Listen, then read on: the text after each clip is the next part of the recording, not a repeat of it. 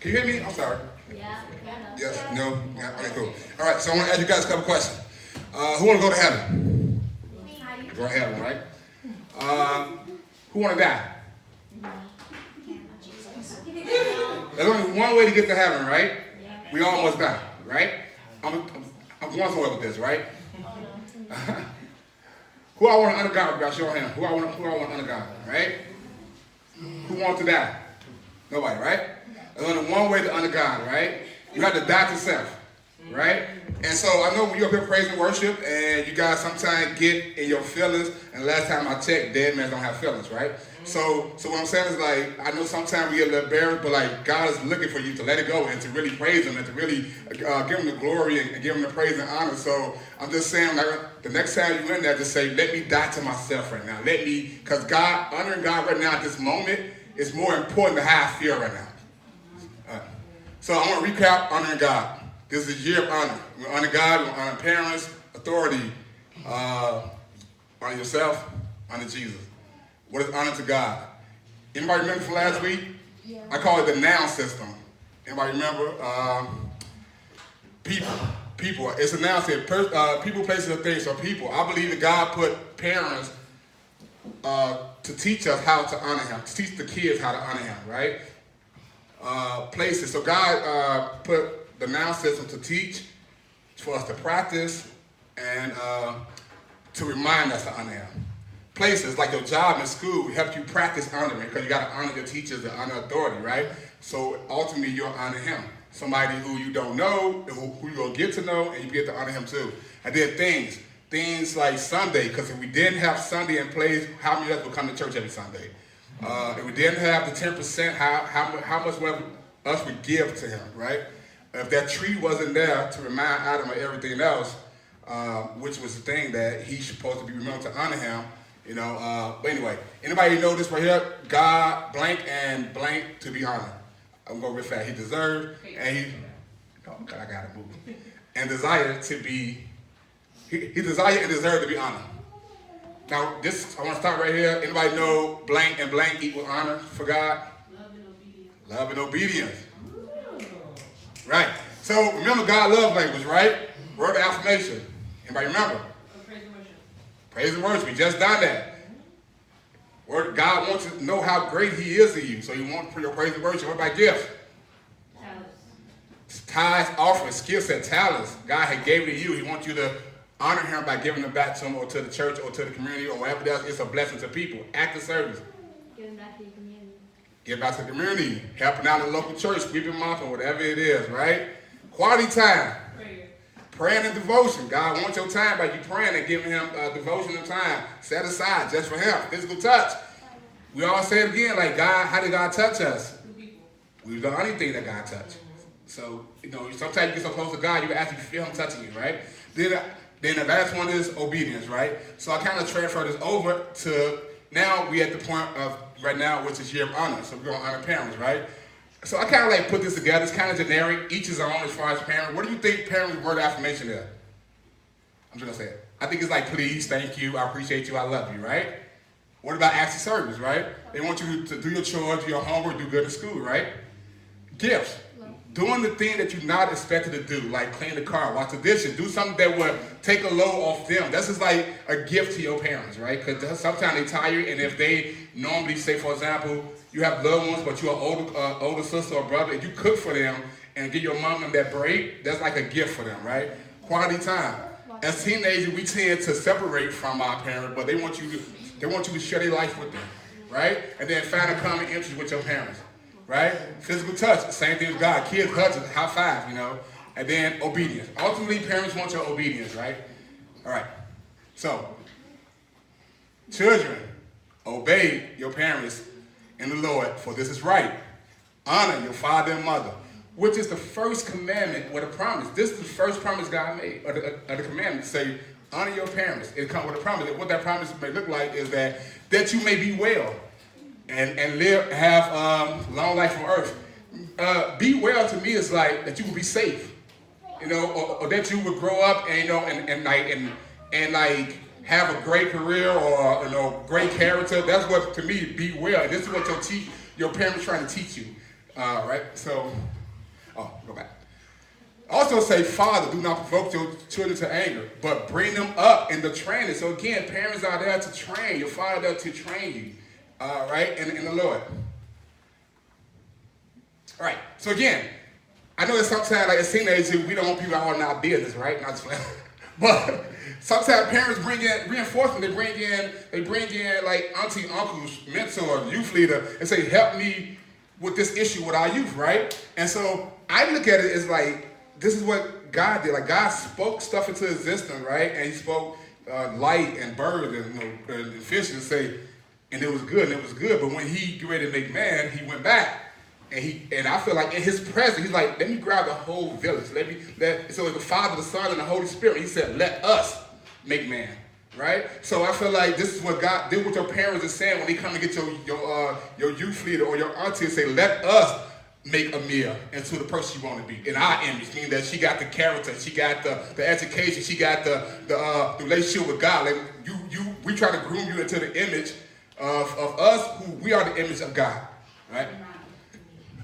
So, with that said, I know we sometimes think we're too young. There is all type of excuses. Oh, I'm too young, I'm too skinny, I'm too old. I mean, whatever it is, right? But God lives for the inside and not the outside, right? So, I'm trying to go somewhere here really fast, but God looking for a new king, right? 1 Samuel. So, you know, I heard a story about David, right? All right, so God looking for a new king, right? I'm trying to say this best I can, right? Looking for a new king. So God sent Samuel to Jesse's house, right? And say, I need you to look for me a new king. So Jesse had 8 sons, right?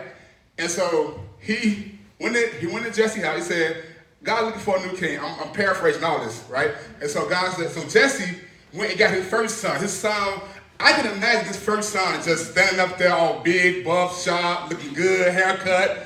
And then Samuel's like, I know he the king. He got to be the king. Look how he look, right? And then God said, that ain't him. He said, man look on the outside, but I look on the inside. So he went to ask Jesse like for another son. So Jesse go get his next back son. He's like, oh, okay, this has to be the one. Because if it ain't this one closer to that one, it got to be this one. And God said, that ain't the one. So Jesse went through all the other sons in his house, and God kept saying, no, no, no, no, no. And then Samuel said, is this all your sons? And he's like, I have one more who's attending to the sheep. So he said, bring him here, and then I'll see if that's him. So David is the one attending to the sheep. He go get David. David's the king, right? And so he'll anoint David, right, to be the next king, not the king right now, right? So I'm going to talk about that, right? Hold on, get that. Now, again, this is why the talent show was so important last year for me, to you guys, because God had given everybody here a talent, right? You didn't earn it. You didn't work for it. He just gave it to you, right? And so, and the Bible also said that your talent will bring you in front of great men, right? So anybody know David? David was a singer, right? He loved to sing. He loved to praise and worship, right? And so the king, Saul, who was the king at the point, it was the spirit came over him that would torment him, right? And he needed somebody to kind of release him of this tormentor. So he was like, man, if I find somebody who can sing, you know, like to me, like, so what this means, then it will release me, right? So he found out about David. So he sought for David, and David came to his house. So here's the present king, and here's the king, the next king. So this is how God works. God is putting the pieces together. But you don't know that, right? And then again, it's a training. The current king is working them now with the present king, right? So he is training to become this, right? And so, but David, don't lose sight of that honoring. He was honoring this king still. You know, he didn't get cocky. He was still honoring this man, right? So, with that said, right? So, at this point, in let me see, make sure. Give me a second. Right. So at this point, so now David's in a place where he can get trained to be a king, right? We're not even knowing. But so. At this point, David's 3 oldest brothers joined Saul's camp army. They get ready to go to war. You guys heard of David and Goliath, right? And Goliath, right? Goliath was this big old dude that everybody was scared. He was just making all type of like, look, I know I can win. I'm a champion. You know what? If any one of your guys can beat me, we would be your servant. But if we win, you guys would be our servant. Like, this is how cocky is what he was, right? But in the midst, David's 3 oldest brothers was in this camp. But David kept like looking like, because he's like, man, like, what are you guys doing? Like, I don't like the fact, blah, blah, blah. But the one thing David kept doing, although he was working for Saul, he kept going back home honoring his dad by tending to his sheep. So although he was there in a camp of a king camp, he would always go back home and tend to his dad's sheep, right? And so now at this point, David's like, he had enough. He wants to challenge Goliath. And everybody like, so even his brother got mad, like, you're so overconfident and blah, blah, blah, and this and that. Why do you feel like you want to do this? And David ain't doing nothing wrong, just ask the question, right? But anyway, David went to Saul and said, I wanted to fight. And Saul was like, no, this dude would pretty much eat you alive, right? And then this what, hold on a second.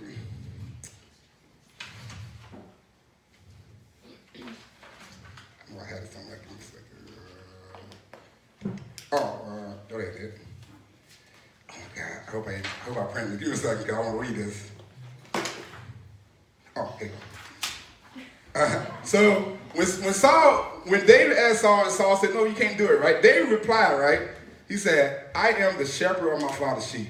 Whenever a lion or a bear came and carried the sheep from the flock, I went after them. I swept them. I rescued them, the sheep from their mouth. If they attacked me, I took hold of their mane, struck it, and killed it. I have killed lions. I have killed bears. And this uncircumcised Philistine would be like one of them because he have challenged the army of the living God. David added, the Lord who have saved me from the lions and bear will save me from the Philistine, right? And then everybody know that David beat Goliath, right? David only beat Goliath by honoring his father. No other thing. If he wasn't honoring his father by tending to the sheep, killing the bears, killing the lion, there's no way he would have been trained up to kill Goliath. So he only beat him to the degree he honored his father, right? There's no other way. He didn't do it in his strength. If he was his older brother who was looked at as kings already was in the army, couldn't do it. But he always honored his dad. He would make sure he was honoring his dad going back, and he also was in the training the way he was, killing lions and bears. And the only way he was able to beat Goliath, he used the same slingshot, the same technique, the same everything to take down Goliath, right? So again, some of the battles in your life, I'll get to that later. I'm just on. All right. Now, I know sometimes, like Jesus, all right, so I'm trying to stay on focus. All right, here you go. As a child, every year Jesus' parents would go to Jerusalem for the Passover, right? When Jesus was 12 years old, they went as usual, right? And I'm trying to describe it. Anyway, they went there, right? I can imagine like all us going, like we went trick-or-treating yesterday, right? So all us in a group, we all going around like trick-or-treating, right? And Linda Lazarrick was with us, but we wasn't too concerned about them because they were people who we love and trust. So I could imagine when they went back home from the Passover, I think it was like a 3-day trip, I'm not really sure, but when they was walking back from the Passover, and they got into a whole day and realized Jesus wasn't with them, right? And so now they go back. They go back and they go back to another day's trip back to go get Jesus. He's at the temple, like pretty much teaching God and, teaching the word of God and stuff like that, right? So, like his mom, she kind of get mad at him. We're kind of like, why would you worrying us like this? Like, why did you scared us to death pretty much? And he was like, I was tending to my father's business, right? But hold on a second. So he said I was tending to my. Like he said, why would you look for me? Did you realize that I would be in my father's house? Then he returned with them to Nazareth and was obedient to them. His mother treasured all these things in his heart. Jesus grew in wisdom and maturity. He gained favor from God and people. Jesus himself had to grow in maturity and wisdom, right? In this earthly suit, Jesus had to grow, right? Here's the biggest thing. You're looking at Jesus, right? Jesus is the greatest man to walk this earth, right? And I look at it like, and this is when Jesus was 12 years old, right? You know the next time you heard with Jesus how old he was? He was 30. So I took it that Jesus had to mature from 12 to 30, right? And that's, so what I'm saying is that, so he had to begin trained from his earthly parents of what he's about to go through and his heavenly father, right? And I know sometimes, as well, it's like sometimes as kids, we're like, man, you don't understand because my parents are single, right? If you look at it, God is a single father, right? Or you might say, you know what, you don't understand because I know that's my mom, but my dad and stepdad, but Jesus was in the house with a stepdad, right? Or we look at it like, you don't understand because I got to be co-parent. Like, I got to listen to Mary and Joseph. I got to listen to God. You know what I'm saying? I mean, look at that. Like, he's in two houses too. Like, you know what I'm saying? Like, so, I mean, when you think about it, Jesus had, in every parenting situation, Jesus had been through it too, right? And so what I'm saying is that, yeah, it's hard, but Jesus has shown us that it's doable, right? All right? And that's just as a child. And as an adult, right? Here's what I say as an adult. Because you can be 18, you can be 21. As an adult, that don't make you a man or a woman, right? And as an adult, so right here it say, when all the people was baptized Jesus was too. While he was praying, the heaven opened, and the Holy Spirit came down on him in the form of a dove. A voice from heaven said, "You are my son, whom I love. I am pleased with you." Jesus was about 30 years old when he began his ministry. So as an adult, Jesus now, you know what? I'm 30, I'm grown, I'm ready, right? He's saying like, I'm ready to start my ministry, right? So that's as an adult. So sometimes we feel like, and we all heard of even the prodigal son. He felt like he was grown. He felt like he was grown. He was adult. And he went out. You know what I'm saying? But that don't make you a man. But Jesus did make him a man because when he left, he went about his father's business and to death.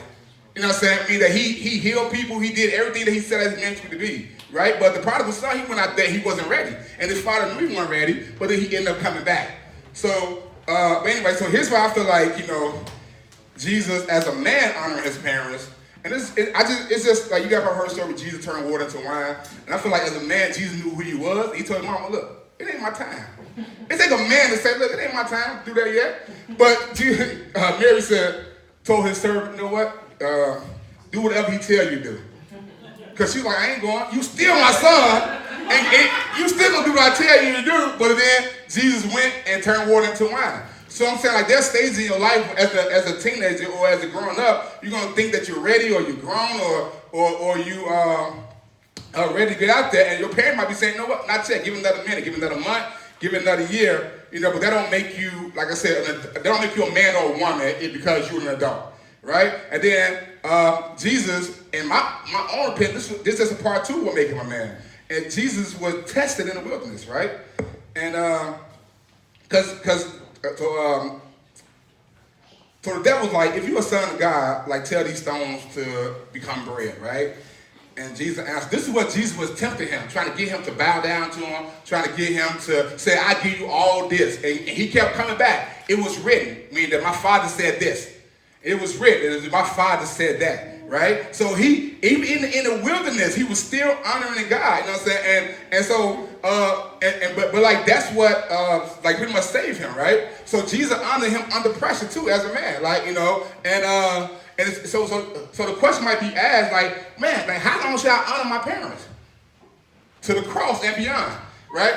Jesus honored God to the cross. Not only did he honor God to the cross, right? But honoring means love and obeying, right? He loved and obeyed his father to the cross. Not only to the cross, when he died, he honored his father in hell when he beat the devil. So even beyond, he rose up from the dead. He was still honoring God. You know what I'm saying? And I had a revelation, like, my mom passed away like a couple years ago, and I was talking to somebody, right? And I don't know what I said. What I said, I don't think it was honoring her, and it hit me. And like, it hit me. I said something, I don't know what I said. It was the truth, but I put my mama in a bad light. If I was to say it that way. And it hit me. It's like, you are still to honor your mama even if she's dead. You are still to honor your dad even if he's dead. Because you, my friend, is the reason that he gets to live a long life. Because you are now living for the fruit of you being honored back, being trained by this man or her, right? And so, anyway, I said all that too. If you look at David and you look at Jesus, the devil, Jesus was only able to beat the devil to the degree he honored his parents. He didn't do nothing else but honor his father, right? All he did, he beat the devil, right? David beat Goliath only because they were trained by their dad to beat them, right? There's going to be some battles in your life. You're going to want to date. You're going to want to move out. You're going to want to get the car. Those battles that's waiting on you, you only going to be able to beat them to the degree that you listen to your parents. They trying to train you up in the way you should go. They trying to get you to understand that, no, you're not ready for that. No, you need a little bit more time to wait on that. And those battles you're facing now in school, your parents trying to tell you, no, you don't have to fall in that trap. Honor me, love me, obey me. I'm trying to get you somewhere. I'm trying to get you around those traps that's set for you. And I'm letting you guys know right now that I know you guys thinking that they are being strict or they are being hard. No, they are trying to protect you. And those battles that you fight, I'm telling you right now, you're going to win them to the degree that you honor your parents. And for me, like I had kids very young. I had my first one at 17. By the time I was 21, I had 4 kids, right? And I can't say that